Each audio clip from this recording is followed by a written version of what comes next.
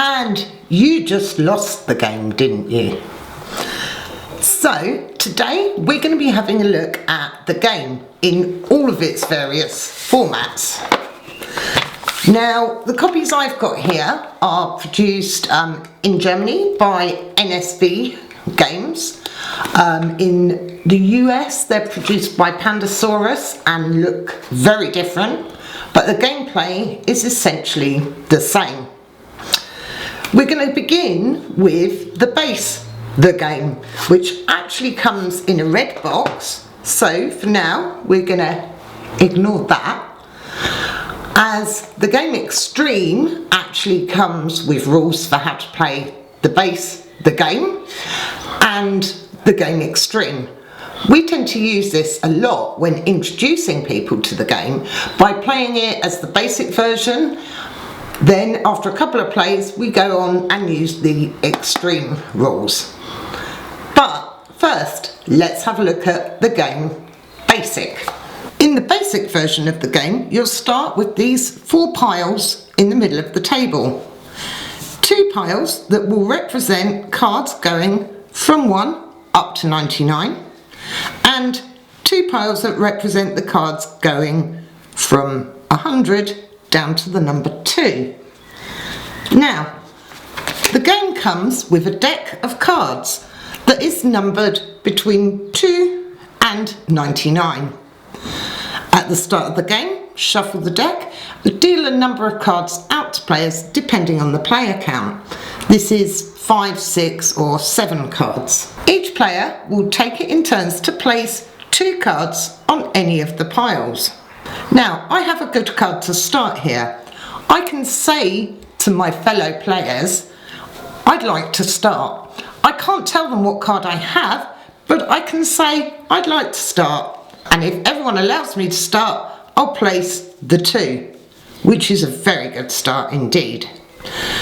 So then the problem is my other cards aren't so good though. So I might end up having to play something like a 20 on the other pile. Players are working together to try and clear this entire deck of cards onto these 4 piles. Each round I have to play a minimum of 2 cards. In this instant I played 2 cards, so I would draw 2 cards at the end of the turn and play would go to the next player. Now obviously you want the cards to be as close to each other as possible. There's one exception to this that allows you to play in the opposite direction. So this pile is actually going from 1 up to 99. The only card lower that I can place on here would be the 10.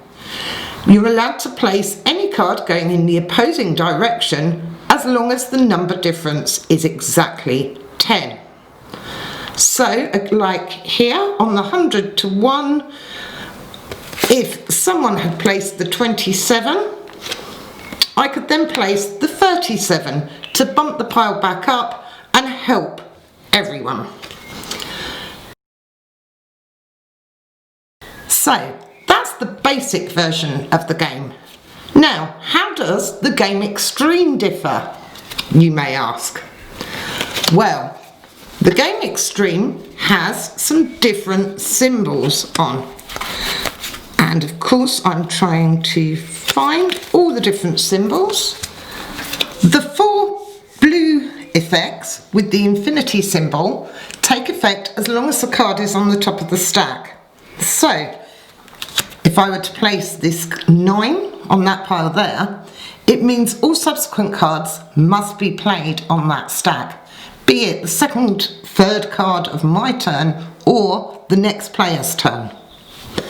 This symbol here means players cannot communicate with each other at all. Remember I said at the beginning, you can give hints and tips about numbers, but not give actual numbers.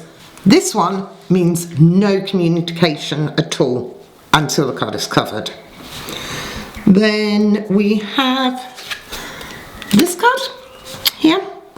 This means that you can't do the 10 jumps anymore. And the last blue effect here means at the end of the turn, players will only draw one card into their hand, meaning the choice of cards in your hand is limited. The red effects shown on these cards affect the player who plays them. So, if I were to place the 57, that means after placing that card, my turn is finished. It stops, regardless of how many cards I've played. The 28 here has got the free symbol. This means I must play a total of 3 cards this turn. And then the skull and crossbones here on the 61 means that during this turn I must play another card on top of this. So it could end up being something really dramatic, like that is the only card I have available to play. So the Game Extreme adds these 7 new elements and new rules to the game, some of which are worse than others. However, on the opposite end of the Game Extreme spectrum, we have the game Quick and Easy. I think this is a lie. Shh. The game Quick and Easy has 2 piles. If you notice, they are from 10 going down to 1 and 1 going up to 10. That's because in this version of the game, the cards are only numbered between 1 and 10. However, they have different colours. So, exactly the same way as the other version, you must place in ascending or descending order. So, I could go 4 and 10. But we're at the top, so how do we get back down? Obviously, we don't have a card that's 10 lower. You go down by placing a card of the same colour on top. So now this is dropped to the 3 and we can place the other cards on top of it. Now, while the premise of this seems a bit easier, the fact that the cards only have a value of between 1 and 10 makes it quite tough, because a large jump in numbers can really mess you up.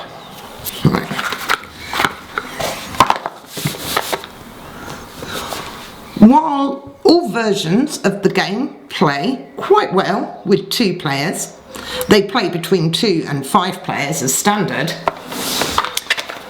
there is also the game Face to Face, which is specifically designed for 2 players. So, in this, the cards are numbered between 1 and 60. Each player has their own 2 placements and their own deck of cards, silver and gold. I took the gold one for me and I hate gold, so that's a bit rubbish. As with all versions, you must place a minimum of 2 cards on your stack. However, and this is where it gets interesting, I can choose to place a card on an opponent's stack. So I might place my 10 there. This is going up, so actually this is right near the end for this player. However, if I have a card I have no way of getting rid of, I might decide to play it on my opponent's pile. However, it must give them an advantage. Each turn I can place 2 or more cards on my stacks, but I can only place 1 on an opponent's stack. This can be very handy if you're in a situation where you know you're never going to be able to place one of your cards. However, you are giving them that advantage, which adds a totally new and different element of gameplay to the game. For us, there's enough difference between the 3 to own all 3. The other advantage that the game Quick and Easy has is this slightly cuter and more friendly look to it. The skulls are smiling and happy. I don't know. The Pandasaurus versions are kind of like modern art pattern variations. So again, if you don't like the skull theme, either the grumpy skull or the happy skull, you can always try and track down the Pandasaurus version. These games have given us some of the best value for money of anything we own. Generally, I think they sell for between £12 and £15 here in the UK. And you can see that the box is starting to get a bit tattered, the cards a bit battered, because they've been well worn, well played and well loved. Depending on how many people you play with, obviously the game face to face, just for 2 players. The game Quick and Easy is deceptive because we genuinely didn't find it that easy. If you jump to an 8 on a pile, you've got to bring it back down. There's no kind of leeway for mistakes. But this generally is considered the family non-gamer version of the game. This for us is brilliant. You have the basic gameplay of the game combined with the extreme version for those clever so-and-sos who think they can beat any game. Not true. So check these out. Great little games if you're stuck at home with the family who don't want to get to grips with something with lots of rules. Really easy to learn, play, and just good fun.